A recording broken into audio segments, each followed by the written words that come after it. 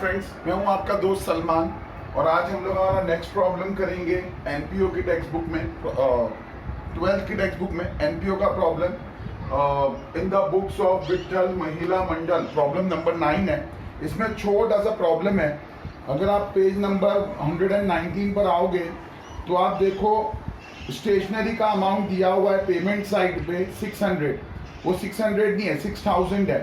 उसी तरीके से फर्नीचर का 95 जो है वो 950 है और रेंट का 830 जो है वो 8300 है और सैलरीज का 1500 लिखा है। उसके पीछे भी एक जीरो लगाना पड़ेगा, 15000 हो जाएगा। और उसके बाद मिसक्लिनियस एक्सपेंसेस 45 दिया हुआ है, उसके पीछे भी एक जीरो लगाना पड़ेगा, तो वो 450 हो जाएगा। ठीक है, ये करेक्शन आपको लगाना पड़ेगा, अदरवाइज आपका प्रॉब्लम गलत हो जाएगा। सो पहले करेक्शन लगा लो, उसके बाद जो है एडजस्टमेंट से स्टार्ट करते हैं। कैपिटल फंड गिवन है 90000, तो कैपिटल फंड लायबिलिटीज में जाता है।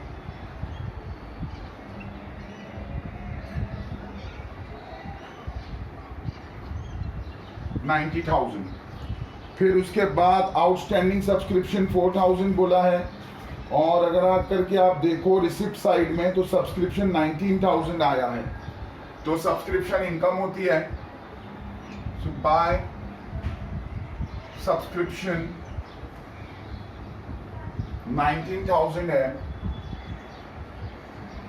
और उसमें ऐड करना पड़ेगा आउटस्टैंडिंग करंट ईयर का 4000, टोटल हो जाएगा 23000। ठीक है, तो आउटस्टैंडिंग करंट ईयर आउटस्टैंडिंग जो है उसको असेट्स में सेकंड इफेक्ट देंगे। आउटस्टैंडिंग सब्सक्रिप्शन 4000 और कोई अमाउंट है नहीं। तो एक पहली वाली इंफॉर्मेशन थी, कैपिटल फंड की इंफॉर्मेशन दी हुई थी, फिर आउटस्टैंडिंग सब्सक्रिप्शन हो गया। एंट्रेंस फीस की इंफॉर्मेशन दी है, उसको कैपिटलाइज करने बोला है। तो एंट्रेंस फीस 3500, उसको ऐड कर देंगे कैपिटल में।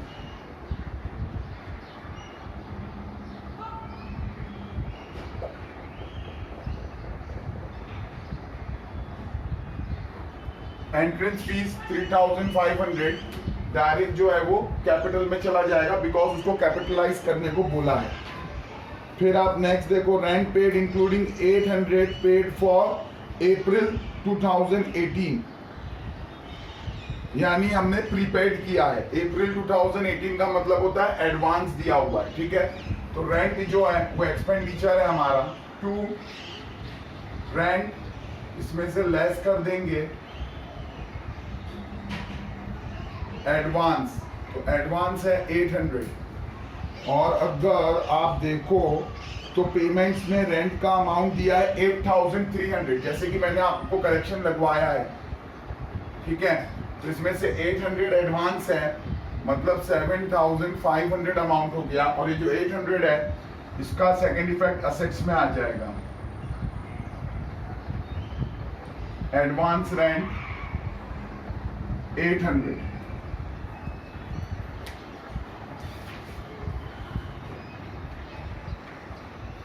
फिफ्थ में देखो सारी इंफॉर्मेशन दी है एसेट्स और लायबिलिटी की। लेटेस्ट जो अमाउंट है वो फर्नीचर का है 9000, यानी पिछले साल का ओपनिंग बैलेंस दिया है। फर्नीचर 9000 का है और फर्नीचर का रिपेयर करने से उसकी वैल्यू नहीं बढ़ती, तो और कोई फर्नीचर हमने खरीदा नहीं, तो डायरेक्ट फर्नीचर 9000 आ जाएगा असेट्स में।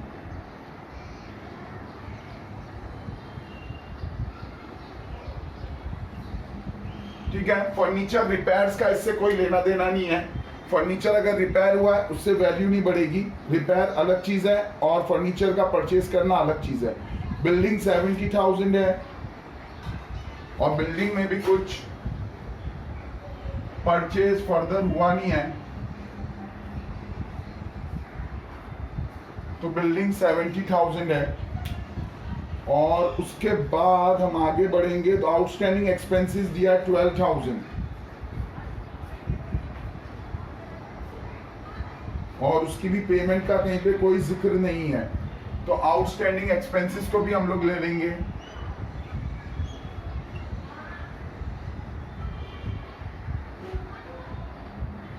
सॉरी कितना बोला है 12,000।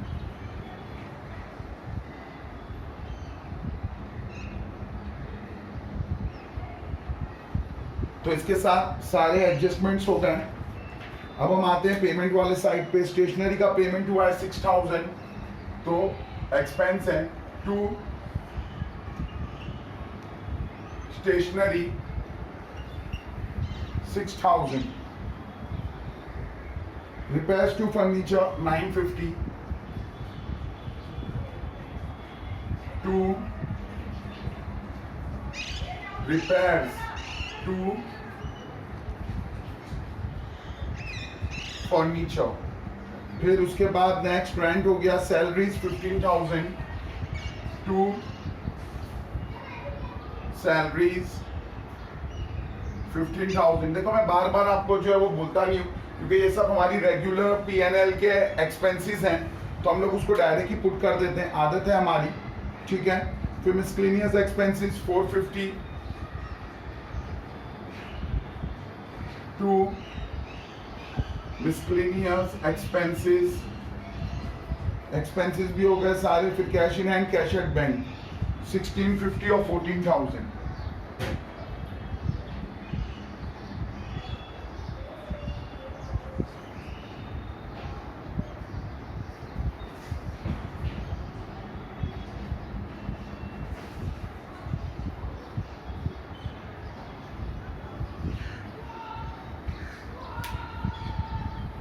तो पेमेंट वाला साइड भी हमारा पूरा हो गया। रिसिप्ट वाले साइड में ऊपर की एंट्रीज डेड है, एंट्रेंस फीस हो गया, सब्सक्रिप्शन हो गया, miscellaneous receipt 850 by miscellaneous receipt. अब यहाँ पर देखो 23,850 इसका टोटल हो गया, इसको यहाँ ले लेंगे 23,850। फिर ओहो ये तो ज्यादा हो रहा है, सॉरी,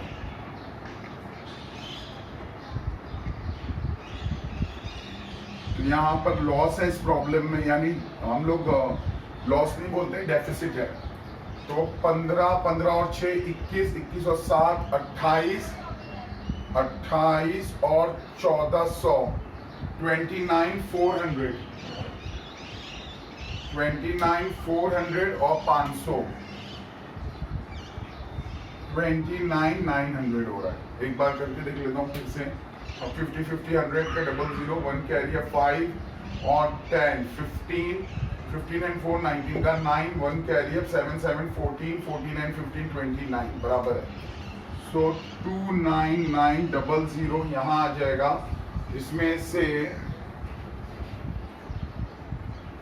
050 850 में 050 डाला तो 900 और 23 में 6 डाला तो 29, तो यहाँ आ जाएगा बाय डेफिसिट। डेफिसिट जो है वो लेस हो जाएगा कैपिटल में से, लेस डेफिसिट 6,050।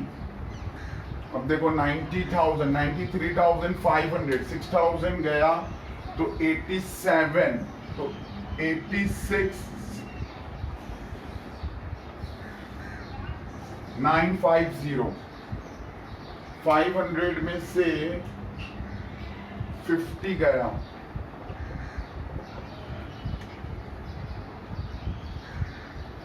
तो 450 बचा, और 93 में से 6 गया तो 87 बचा। तो ये 87 और 12 99,450। इसका टोटल देखें तो 50 8 और 6 14 का 4, तो ये हो गया 450 1 कैरी अप, तो 10 14 14 और 70 84 85 99।